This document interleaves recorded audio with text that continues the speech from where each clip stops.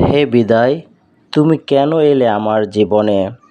ক্ষতবিক্ষত হয়ে যাচ্ছে আমার হৃদয়। উপস্থিত আজকের এই বিদায়ী অনুষ্ঠানের সম্মানিত সভাপতি সাহেব, উপস্থিত আছেন প্রধান অতিথি সাহেব, উপস্থিত আছেন অত্র বিদ্যালয়ের প্রধান শিক্ষক সাহেব এবং অন্যান্য সকল সহকারী শিক্ষক শিক্ষিকা মণ্ডলী। উপস্থিত আমার সামনে অত্র বিদ্যালয়ের সমস্ত ছাত্রছাত্রীরা এবং উপস্থিত আমার সহপাঠী বন্ধুরা, সবাইকে জানাই সালাম, আসসালামু আলাইকুম।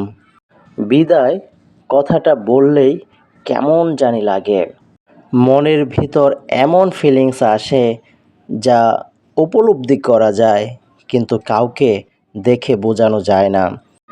আমরা দীর্ঘ 5টি বৎসর এই স্কুলে লেখাপড়া করে আজ আমরা এসএসসি পরীক্ষার্থী। আমাদের আত্মবিশ্বাস, আমরা এখান থেকে যে জ্ঞান অর্জন করেছি তা যদি অ্যাপ্লাই করে পরীক্ষা দিতে পারি তাহলে এসএসসি পরীক্ষায় আমরা খুব ভালো একটা রেজাল্ট করতে পারবো এবং আমাদের ভালো রেজাল্ট করা মানেই এই স্কুলের নাম, সুনাম, যশ, খ্যাতি আরও এক ধাপ এগিয়ে নিয়ে যাওয়া।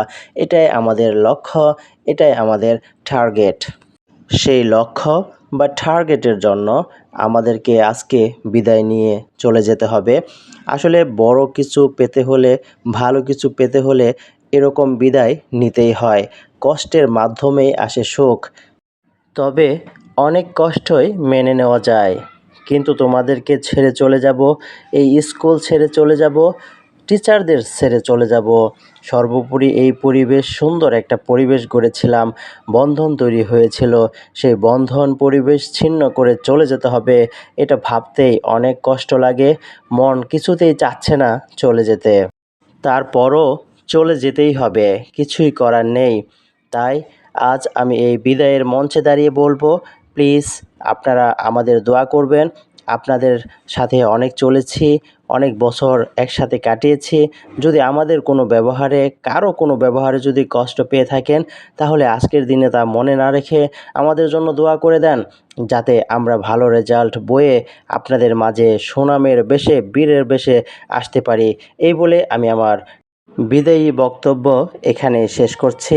আল্লাহ হাফেজ।